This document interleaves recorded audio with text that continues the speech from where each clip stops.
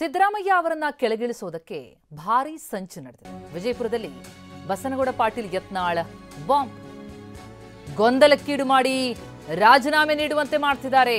ಕಾಂಗ್ರೆಸ್ನಲ್ಲಿ ಸಿದ್ದರಾಮಯ್ಯ ಅವರನ್ನ ಟೀಕೆ ಮಾಡೋದು ಹೆಚ್ಚಾಗಿದೆ.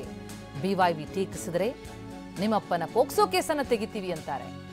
ಪುತ್ರನನ್ನ ಇಳಿಸಿದ್ರೆ ಜೀವಂತ ಇರಲ್ಲ ಅಂತ ಬಿಎಸ್ವೈ ಹೇಳ್ತಾರೆ. ಇವರ ಸಲುವಾಗಿ ಬಿಜೆಪಿಯನ್ನು ಸಾಯಿಸ್ತಾ ಇದ್ದಾರೆ. ಅದಾಗಬಾರದು, ಸರ್ಕಾರ ಸರಿಯಾಗಿ ನಡೀತಿಲ್ಲ ಅಂತ ಯತ್ನಾಳ್ ಬಾಂಬ್ ಸಿಡಿಸಿದ್ದಾರೆ. ಸಿದ್ದರಾಮಯ್ಯನವ್ರನ್ನ ಅವ್ರದ್ದೇ ಸಂಚು ನಡೆದಿದೆ. ಸಿದ್ದರಾಮಯ್ಯನವ್ರನ್ನ ಸಂಪೂರ್ಣವಾಗಿ ಅವರನ್ನು ಒಂದು ರೀತಿ ಅಪಮಾನ ಮಾಡೋದು, ಅವ್ರನ್ನ ಮಾನಸಿಕವಾಗಿ ಅವರಿಗೆ ಒಂದು ರೀತಿ ಗೊಂದಲಕ್ಕೆ ಬಿದ್ದು ಬೇಡಪ್ಪ ಸಾಕು ಅಂತೇಳಿ ರಾಜೀನಾಮೆ ಕೊಟ್ಟು ಹೋಗಲಿ ಅನ್ನೋಂಥ ಪರಿಸ್ಥಿತಿ ಇವತ್ತು ಕಾಂಗ್ರೆಸ್ನಲ್ಲಿ ನಡೆದಿದೆ. ಮತ್ತು ಸಿದ್ದರಾಮಯ್ಯನವರಿಗೆ ಟೀಕೆ ಮಾಡುವಂಥದ್ದು ಕಾಂಗ್ರೆಸ್ನಲ್ಲಿ ಹೆಚ್ಚಾಗಿದೆ.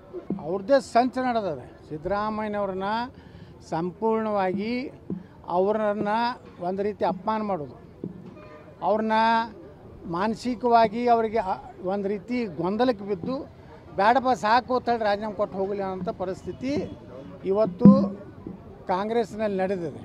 ಮತ್ತು ಸಿದ್ದರಾಮಯ್ಯನವರಿಗೆ ಟೀಕೆ ಮಾಡುವಂಥದ್ದು ಕಾಂಗ್ರೆಸ್ನಲ್ಲಿ ಹೆಚ್ಚಾಗಿದೆ.